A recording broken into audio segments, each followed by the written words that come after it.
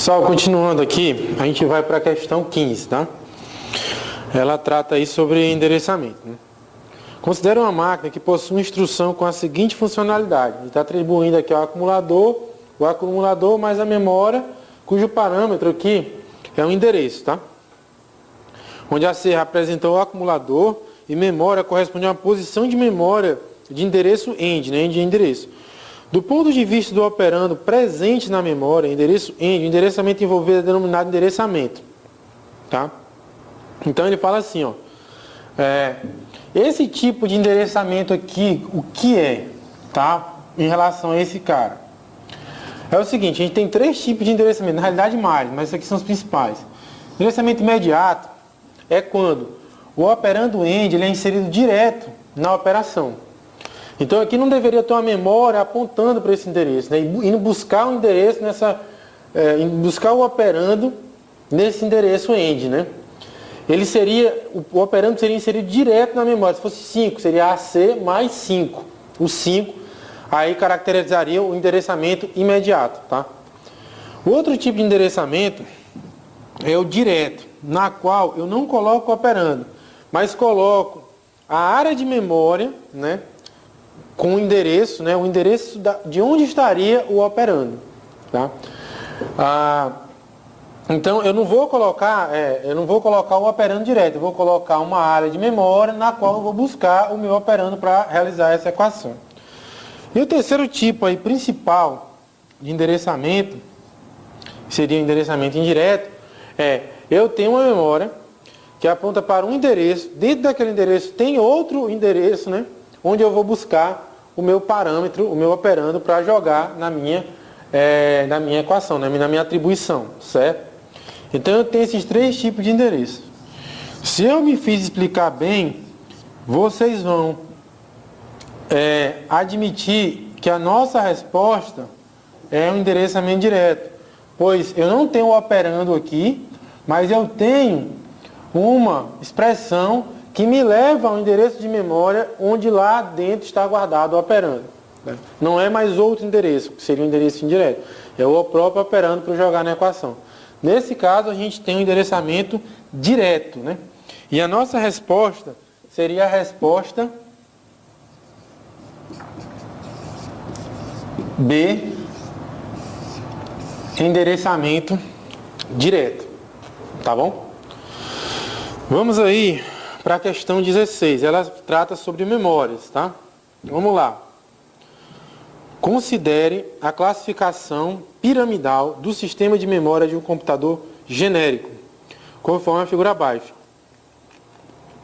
A legenda mais adequada para esta classificação hierárquica, onde a capacidade de memória cresce no sentido de 1 para 4, ou seja, de cima para baixo, aqui eu tenho 1, 2, 3, 4.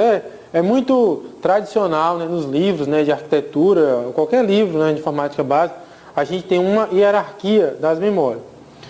Então ele está dizendo que para baixo sobe no sentido de quê? No sentido da capacidade, né, de armazenamento. Ok? Isso ele já dá na questão. Aí ele pergunta que tipos de memória são essas. Então ele tem aqui, ó, eu vou colocar, ele tem a cache, né? Tem os registradores.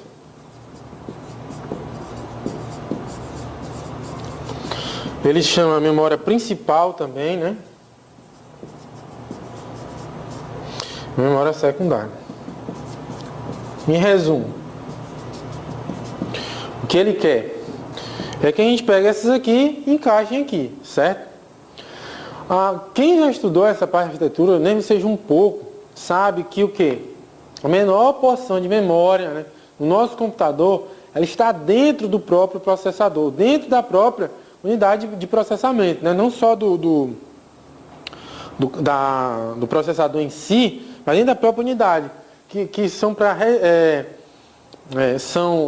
memórias de alto desempenho, muito caras, para quê? Para armazenar as operações ali do próprio processador, certo? Então ele faz uma operação intermediária, salve um canto, pega a operação de novo, faz outra operação, salve outro canto, até poder entregar para a memória, né? Esse tipo de memória mais rápida, a menor porção, são os registradores. Então, isso aqui é a memória, tá?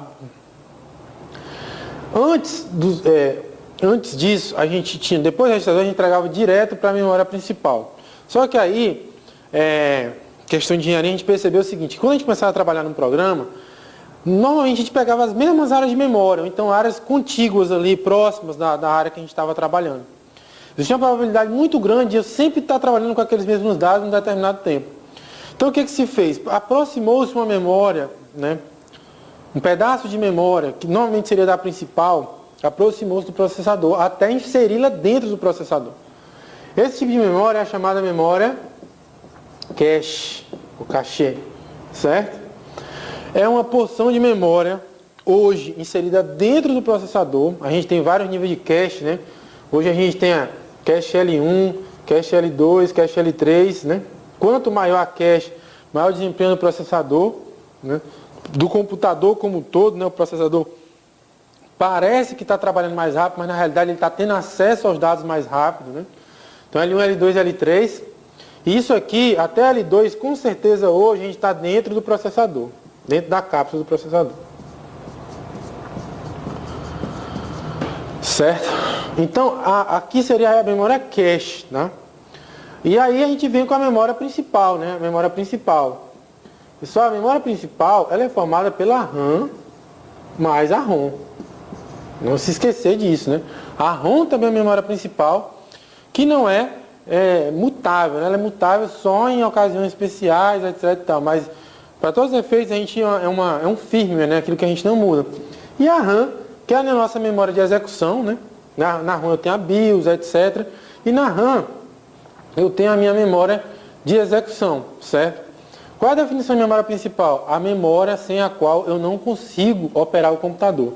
Se eu não tiver a ROM, eu não consigo inicializar, portanto eu não vou conseguir usar o computador.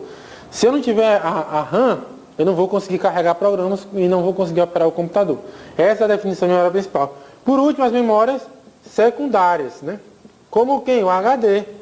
Hoje o HD está tão inserido, né, no contexto das máquinas que as pessoas acham que ele é um tipo de memória principal, porque ele vem sempre em qualquer computador.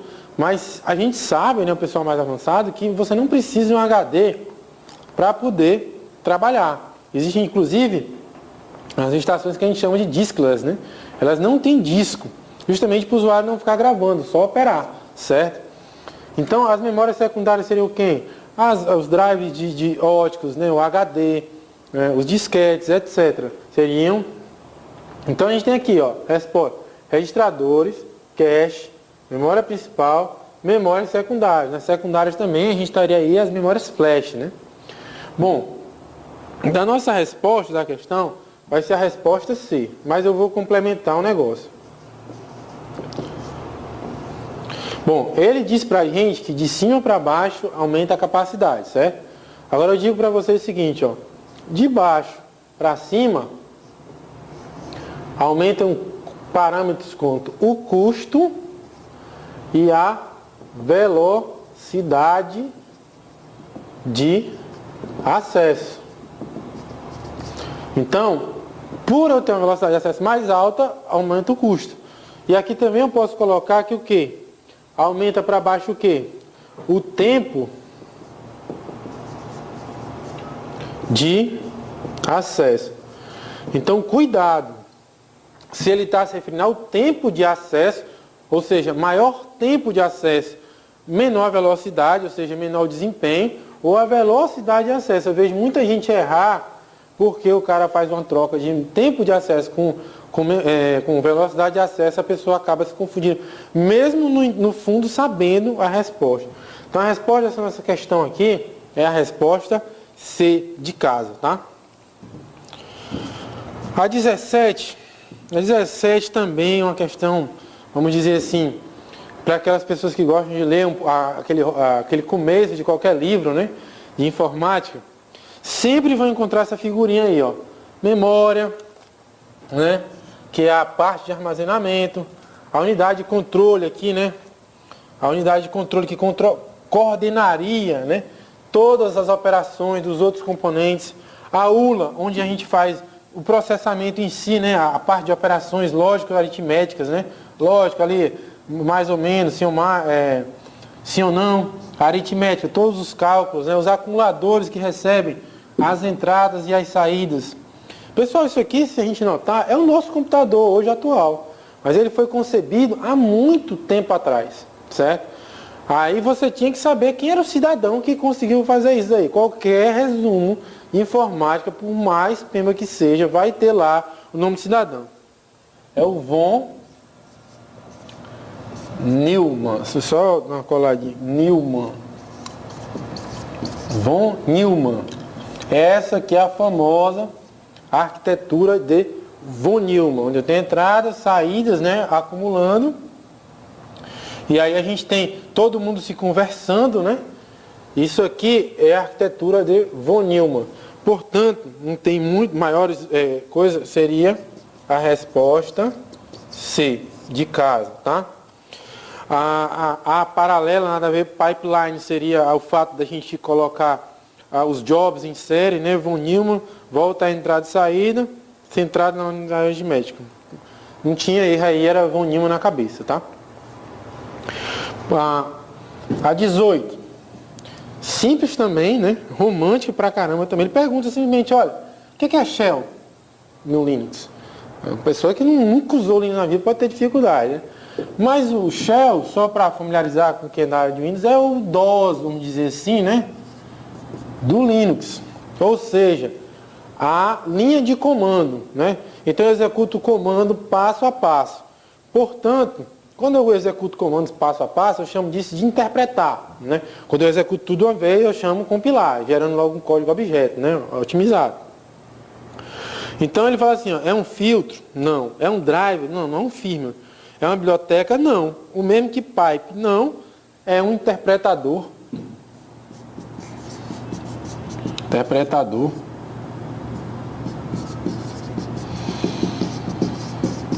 de comandos. Ou seja, eu digito o comando naquela linhazinha, o meu Linux vai executar. É claro que a gente tem hoje Linux aí com as interfaces gráficas, né?